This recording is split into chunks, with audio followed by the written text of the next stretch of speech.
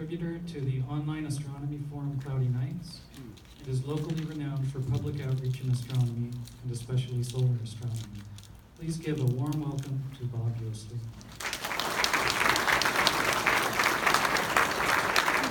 Thank you very much. Thanks to the RCA for having me here tonight. I'm a bit of a solar nutcase, as the community calls us. And it gets to the point where I even have to have a solar-powered wristwatch, synchronized to the atomic clock in Fort Collins, Colorado. I have been...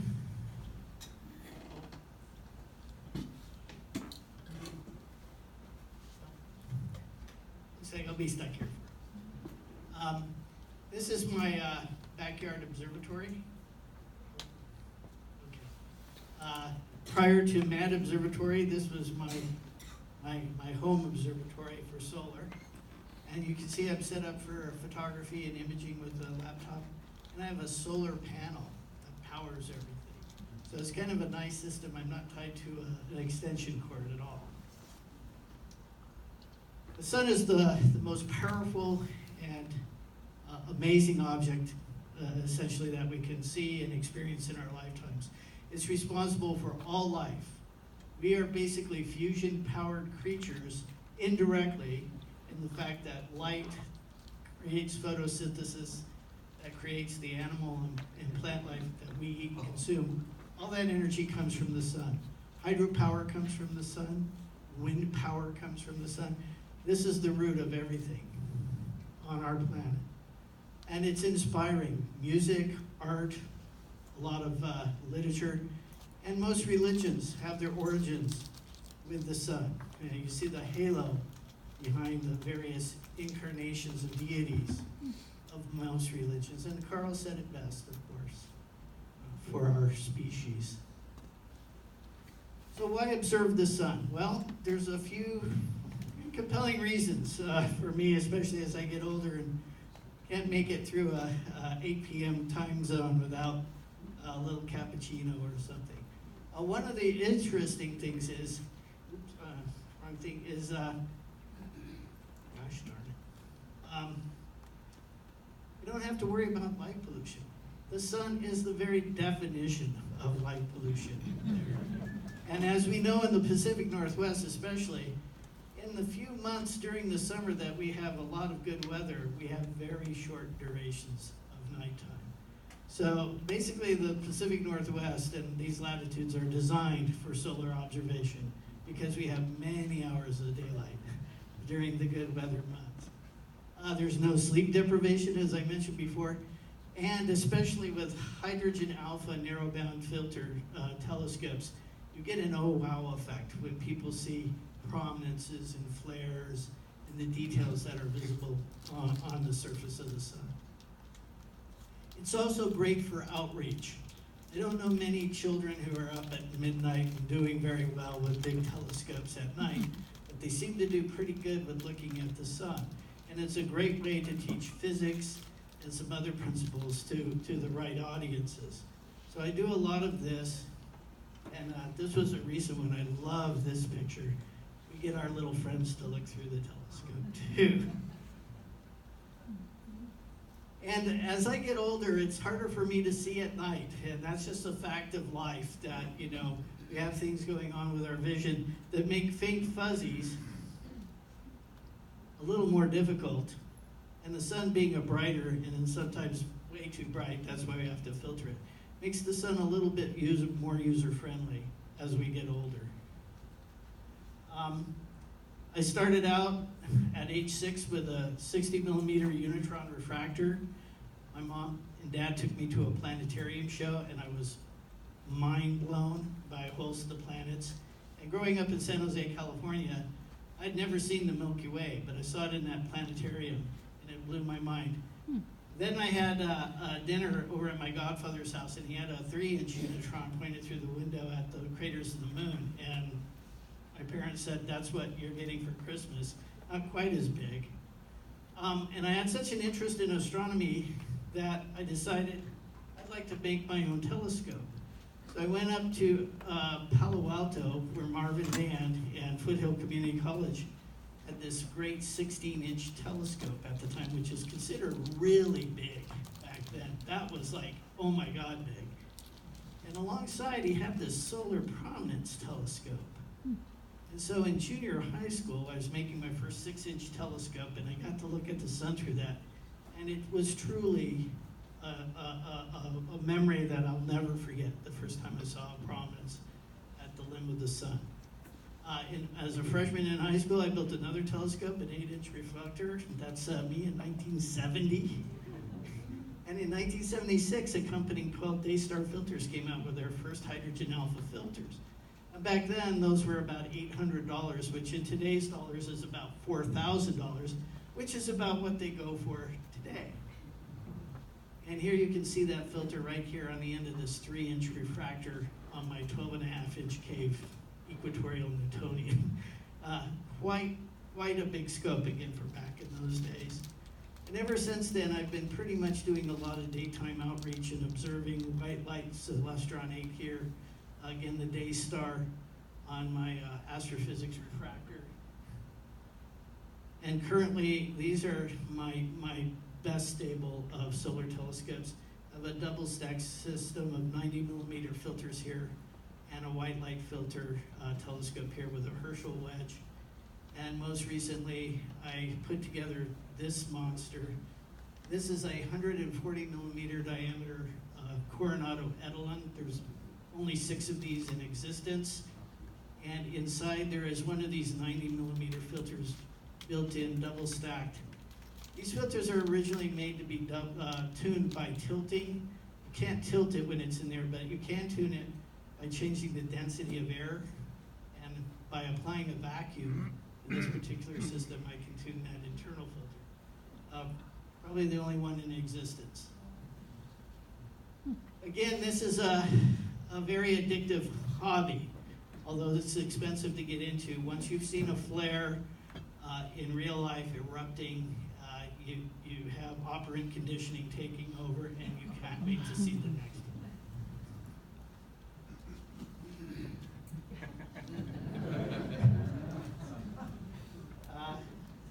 I don't know what other people do for hobbies, but you know, it's not the most expensive thing you can do. My friend Evan Shipman, another amateur astronomer friend, his wife loves horses, and he complains that the money goes in here and the fertilizer comes out here. And it's a lot more expensive than my telescope. These things, you know, you can be in the sea, in the air, or even underwater, and you're going to spend a lot of money. You know, just a person who's into skiing, you know, by the time you count the gas, the travel, the ski lift tickets, the overnight lodging, it can add up. So, you know, with inflation, though, almost everything costs a lot more these days, you know, and what can you do? You can't do anything about it. You have to pay the price of it. Okay, solar physics. I could spend 3 days on solar physics, and I'm going to try and go through this relatively quickly. You can here see the vital statistics for the sun. There's a few things that stand out. When we talk about its size, of course, it's huge. 109 times the diameter of the Earth. Over 1 million Earths could fit in the volume of the sun. Its density average is only 1.5 grams per cubic centimeter. A cubic centimeter of water is 1 gram, so it's just slightly more dense than water, average. In the center, though, it goes up to 162 grams per cubic centimeter. Just for reference, gold is somewhere around 20. Okay, and the temperature is close to 16 million degrees Kelvin. That's amazing. The escape velocity is 617 kilometers per second. For the Earth, it's 11 kilometers per second to get to the moon. So just some amazing things that we don't think about. What powers the sun? Well, it's a big mystery for a long time. And in the 1800s, you know, we started getting scientific about things. And the laws of thermodynamics just ruled out most of these things. It couldn't have been meteors and asteroids hitting the sun and keeping it nice and toasty. It couldn't be heat from contraction, gravitational contraction, heating things up. And even radioactive decay, Marie Curie was disappointed to find out, couldn't do the job. It took Einstein and the famous equation, energy equals the mass times the speed of light squared. The speed of light, of course, being a huge number, meaning that from a little teeny bit of mass, you can get a lot of energy. And they discovered the process of nuclear fusion, where protons can come together under those incredible temperatures and densities in the core of the sun and create neutrinos and gamma rays. And from that, all energy and all life arises on Earth. And just for reference, the number of neutrinos and gamma rays are about equal, and the number of neutrinos passing through you right now is in the billions per second. Neutrinos are massless and they leave the sun. It takes a little over 8 minutes to get to the Earth, and they pass through the Earth and you and me and everything else unimpeded. The gamma rays, however, take a while. They start out in the core here, for nuclear fusion, and they follow this really random path of collisions and reabsorption and emission over a period of between 100,000 and 250,000, maybe longer years, to get to the bottom of what's called the convective zone, where they heat up the gas and create these circulating, rising and then cooling and falling columns of gas. They start out here as rather large, then they're kind of intermediate, till we get to near the quote surface of the sun, and we see that as solar granulation in white light. We also have several layers here on the outside that we can see: the photosphere, or sphere of light, the chromosphere, or sphere of color, and then we have the sun's outer atmosphere, the corona, that you can see during a total solar eclipse, like I hope most of you got to see in August of 2017. So the gamma rays from the center of the sun turn eventually into the electromagnetic spectrum and the entire visible range of light, which you can see here as rainbows in the Columbia River Gorge and as arcs in the sky around the sun with high ice crystals, acting as little prisms to break up the white light into its component colors. And taking you back to a little bit of high school physics, we know that light can be absorbed or emitted by gases depending on the gas temperature. And this is how we chemically identify a lot of elements. You think back to your high school chemistry and physics classes, you had a Bunsen burner, you put a little sodium salt in the flame, it glowed a bright yellow, and you would see that particular signature of that chemical that way. Well, we can do the same thing with sunlight, and here we can see hydrogen has a couple of very strong emission lines, hydrogen alpha, hydrogen beta, and when you see a prominence at eclipse time, you see them as pink because the red and the blue combine to form a pink prominence. When you look at the photosphere, though, you see those lines. This is a cool gas, and the electrons, rather than emitting that wavelength of light, are absorbing it and going to a higher energy level.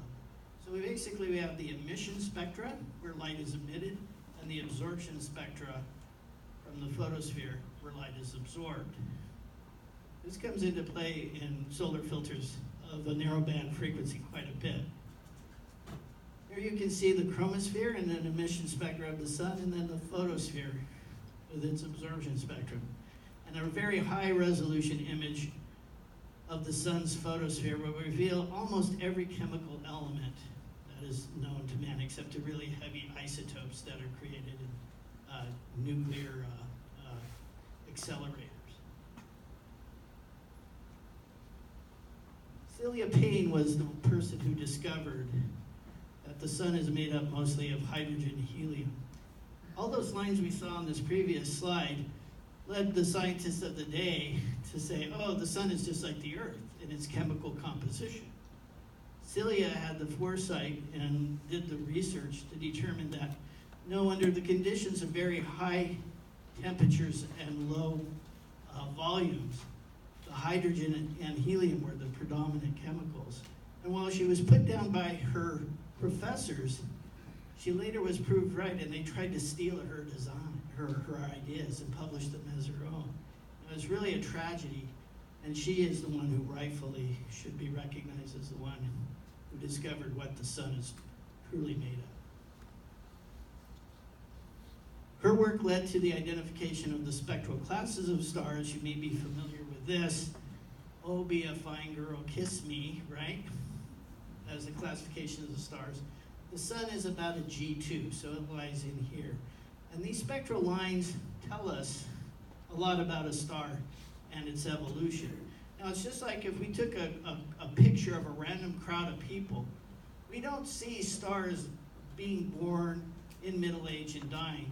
But if we take a picture of a bunch of people, we'll see little teeny infants, and then we'll see children, and then we'll see young adults, and then we'll see middle-aged adults, and then we'll see older adults, and then we might even see somebody pass away.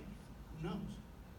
By doing this with stars, we have come up with the process of identifying where they are in their lifetimes.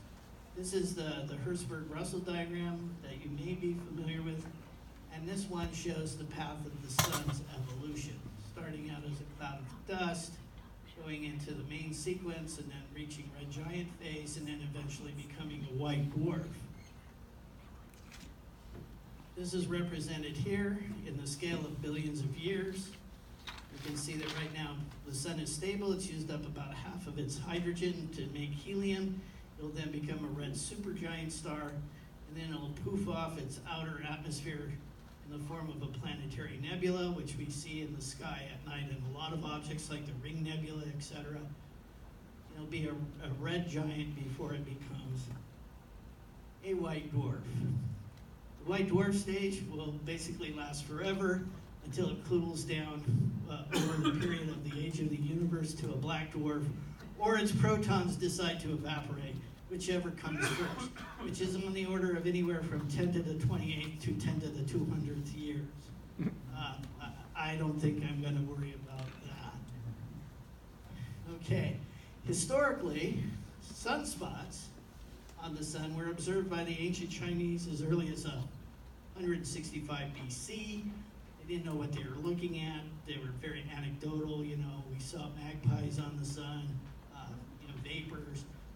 An English guy about 1828 recorded the first image of sunspots. I guess could be seen through a foggy sunrise. Kepler, talking about the transit of Mercury, was predicting one and saw what he thought was Mercury. It was probably a sunspot, but he attributed it to the transit. And unfortunately, since he assumed that was Mercury, he didn't go back and look to see that it was still there, while others did. And then with the invention of the telescope in 1610, we started having people actually looking and observing sunspots. Some of them, after 3 or 4 days, still had a bright red spot in their eye. Very dangerous, even with a small aperture they were using. And they finally figured out maybe we should just project the image of the sun and draw it here. Schneider, by the way, was the person who invented the equatorial mount, to be able to track the sun, see the sunspots. And by watching their rotation, he was the first person to determine that the sun had an axis of rotation. And then, of course, Galileo didn't want to be late to the party. He said he discovered them first.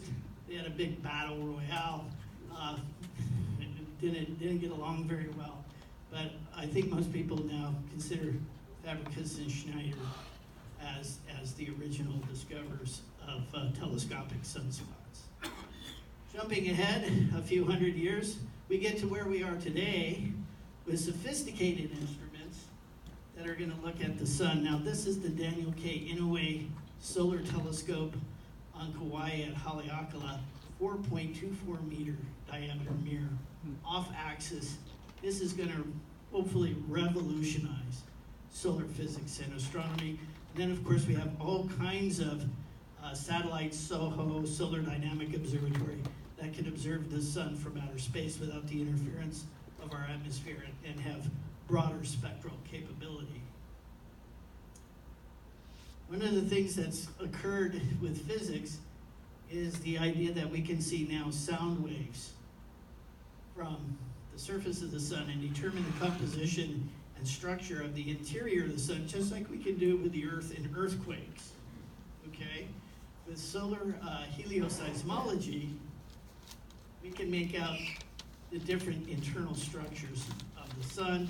There's the gong network on the Earth, and then again, satellites like SOHO out in space.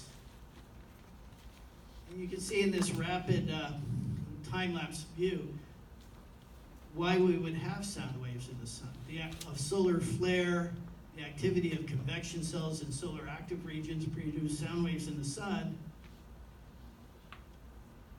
And we can determine where exactly things are. We've just recently discovered that the core itself rotates as a unit, as a solid body, and rotates in about 1 week, whereas the rest of the sun, out towards the periphery, rotates much more slowly. And there's differential rotation. Since it's a fluid body, around the equator it rotates much more quickly than it does at the pole. Using sophisticated computer techniques, we can analyze this data and come up with very detailed internal structural images of what's happening around sunspots, active regions, farther down in the convective zone and the radiators. Sunspots arise because the sun, being a hot plasma, meaning it's an electrically charged gas like neon in a neon sign, when it's hot, it rises. And anytime you have a moving electrical current, you generate a magnetic field. So the sun is a magnetic star, essentially. It has palladial magnetic field lines, but again, since it rotates faster at the equator than the poles, these lines get stretched out and become toroidal. And then those toroidal lines can be twisted and out of shape, and they can be pushed up through the surface, through the convective zone, and form these magnetic loops. You can see that in the northern hemisphere here, the northern pole of the magnetic field precedes the southern, and in the opposite hemisphere, it's reversed. And where these magnetic fields come up through the surface, they act to inhibit the flow of energy from below and the sides. So these areas cool off a little bit. They're around 4,000 degrees Kelvin, while the rest of the surface is around 6,000. So they appear darker. They're not really dark, they're just cooler. And when you look at them through a telescope, they will actually look dark in comparison. But if you put your hot dog over a sunspot, believe me, it'll get cooked just as quickly. Okay? These magnetic fields can also become quite twisted and filled with energy and create what are called flares. And here we see a very large solar flare and probably a coronal mass ejection occurring. And the area between the photosphere and the chromosphere and into the corona is a very complex region. It blows my mind. I can't tell you how I've tried to read and understand this stuff, and it just gets beyond me. This is some of the most complex physics that are known to man in the transition zone. Here are the magnetic field lines of a sunspot. This is what forms what's known as the umbra and the penumbra of a sunspot. And that's kind of what it looks like almost in real time. You can see the convective cells here, rising hot gas, and then it cools and drops down the side, and how the magnetic fields distort those lines, and we get these filaments and bright umbral spots inside this very intense magnetic field. The magnetic field of a sunspot is about 4,000 Gauss. I think on the Earth it's around a half a Gauss in general. So that'll give you some idea of the intensity of the magnetic fields. So sunspots are these cooler regions, and they seem to come and go. We have what's called the sunspot cycle, it goes over a period of about 11 years. And actually, that's just one reversal. It takes 2 of these peaks to do a complete cycle of sunspot activity. And we can see that in sometimes in the past, the Maunder minimum, a few hundred years ago, there was very few recorded sunspots. We don't know, part of this might be just due to a general lack of data being collected, but a lot of people consider this, was a very real minimum. And then about 100 years or so, we had the Dalton minimum. Some people think we're kind of headed for that right now. The last sunspot cycle was considerably less than the ones preceding it, and the next one looks to be about the same. And that's shown here. These peaks are quite high. This period was low, and again, the prediction for cycle 25 is about the same. So this is what the sun looks like today, just about basically, as Jim pointed out, the sun is spotless, but occasionally we will get little variations and see some small prominences. It's not totally dead, especially in the light of hydrogen alpha emission, and the chromosphere can still be quite interesting to look at. As we saw back in March, we had an active region here that produced some pretty good flare activity, which was pretty awesome to see. So you want to get into solar observing now because all the equipment is cheap, right? Relatively, people are saying there's nothing to see on the sun, I'm going to sell it. This is the time to buy it. And it's also good to get some of these books. I'm not going to be able to go into all the details of solar observing, but there's a lot of information online and some really nice books. I'm just going to give you an overview of what you can see. There are basically 3 layers of the sun that you can see as an amateur. You can see the photosphere, of course, the bright layer that blinds you with the sunspots.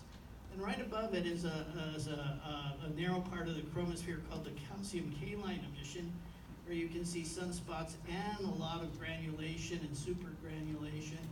And then above that is the traditional hydrogen alpha chromosphere with all of its prominences and flares and things like that you can see. So this is the sun in continuum. I like to image it with a green Bader continuum filter. It's centered right on the wavelength that most refractor telescopes are best corrected at, whether it's an apochromatic refractor or an achromatic refractor. They're always best corrected for this wavelength of around 540 nanometers. And we can see sunspots quite well in white light in continuum. You can see again there's a dark inner umbra, a penumbra. You can see there's this fine graininess, I hope, of the entire surface. Those are the convection cells of the hot rising gas, and it cools off. Those generally are around the size of Texas or larger. And then if you look carefully around the limb, you can see limb darkening and what are called faculae, or the bright edges of the convection cells that you can see in relief when they're near the limb. Sunspots can be classified, and if you're with the Association of Lunar and Planetary Observers, there's a way to classify them based on their structure, the structure of the spot, the grouping shapes, and then you can see again in a very high resolution telescope what the structure of the penumbra and the umbra are.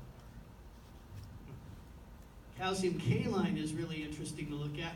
For most people my age and even younger, this is a very difficult wavelength to see. It's technically ultraviolet. It's below 400 nanometers. But cameras see it really well.